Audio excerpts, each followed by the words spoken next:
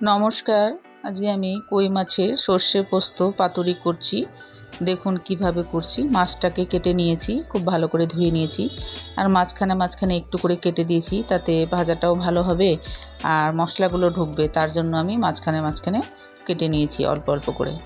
তো আমি এখানে মাছটাকে লবণ হলুদ মাখিয়ে সর্ষের তেলের মধ্যে ভেজে নেব একটু সামান্য লাল করে। তারপরে একটু আবার তেল দিব।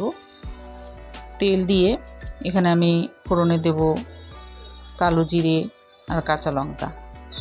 কালো জিরে আর কাঁচা লঙ্কাটা দিয়ে দেব। দেওয়ার পরে এখানে সর্ষে পোস্তটাও দিয়ে দেব। সর্ষে পোস্তটা দিয়ে আর সামান্য একটু জলও দিয়ে দেব। একটু জল দিয়ে দেব। জলটা দেওয়ার পরে আমি এখানে লঙ্কা বাটাটাও দিয়ে দিলাম। লঙ্কা বাটাটা দিয়ে খুব ভালো করে নেড়ে নিলাম। তারপরে এখানে স্বাদ মতো লবণ দিব, হলুদ দেব, আর কালারের জন্য লঙ্কার গুঁড়ো দিব একটু। আমি তো লঙ্কার গুঁড়ো খাই না, সামান্য একটু দেব, সামান্য একটু দিয়েছি, কালারটা সুন্দর হবে তাই। তো ভালো করে নেড়ে চেড়ে নিলাম। জলটা যখন শুকিয়ে আসবে, এখানে মশলাটা যখন একটু সামান্য তেলটা ছেড়ে আসবে, খুব ভাজবেন না, তাহলে একটু অন্যরকম হয়ে যাবে। তারপরে এখানে একটু সামান্য যখন তেলটা একটু আসবে উপরে ভেসে, তারপরে এখানে আমি জল দিয়ে দেবো। দেখুন কিভাবে ভেজেছি। এখানে জল দিয়ে দিলাম।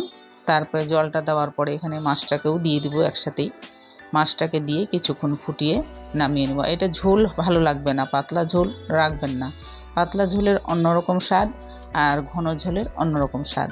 তা আমি ঘনই করেছি। যদি আপনাদের ভালো লাগে লাইক শেয়ার কমেন্ট করবেন আর সাবস্ক্রাইব করতে ভুলবেন না। ধন্যবাদ।